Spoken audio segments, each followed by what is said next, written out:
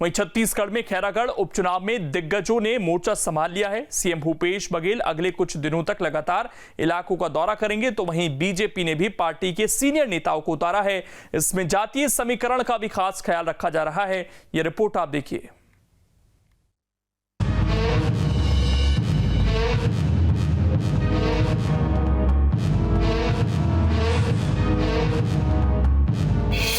खैरागढ़ में दिग्गजों ने संभाला मोर्चा, उपलब्धियां कमियां गिना रहे नेता।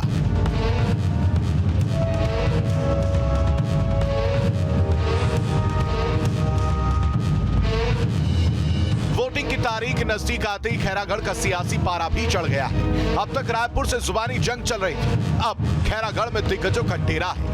कांग्रेस से प्रचार की कमान सीएम बघेल ने संभाली।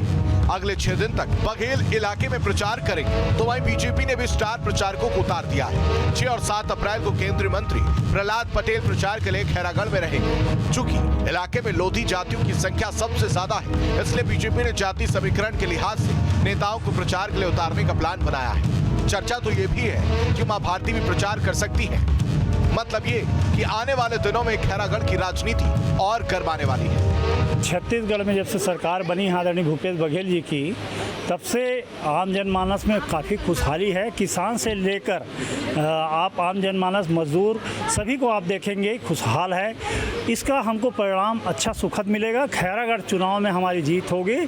70 से 71 सीट होना निश्चित है और हमारी जो प्रत्याशी है उसके भारी मतों से जीत होगी, मैं ये दावा करता हूँ। क्योंकि भूपेश बघेल जी का जो जनता के प्रति प्रेम, संदेश और विकास जो प्रवाहित हो रहा है छत्तीसगढ़ में, उसका हमको प्रतिशत निश्चित मिलेगा खैरागढ़ चुनाव में। बीजेपी का बौखलाना स्वाभाविक बात है। आज 15 सीट में सिमट गई है, अब 16 का वो उम्मीद न रखे। कांग्रेस सरकार द्वारा पिछले 3.5 वर्षों में छत्तीसगढ़ के जनता को जो ठगा गया है और उसी प्रकार के प्रयास खैरागढ़ में किया जा रहा है।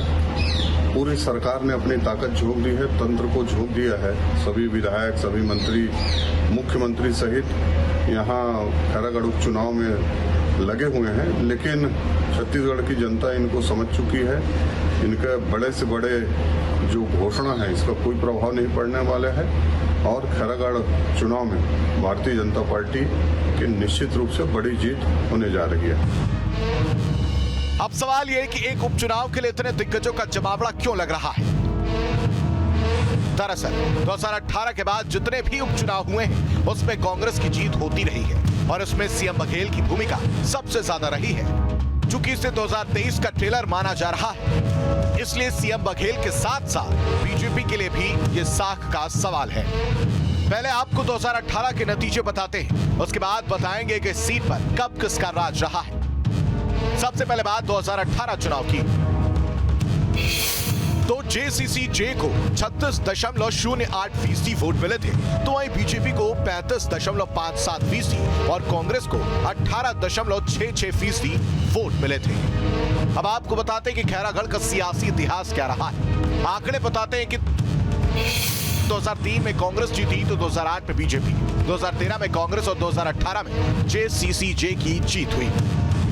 मतलब ये कि 2018 को छोड़ दे तो कांग्रेस बीजेपी में बराबरी का मुकाबला रहा है और 2018 में जब देवव्रत सिंह कांग्रेस की जगह जेसीसी-जे से लड़े तो कांग्रेस तीसरे नंबर पर चली गई।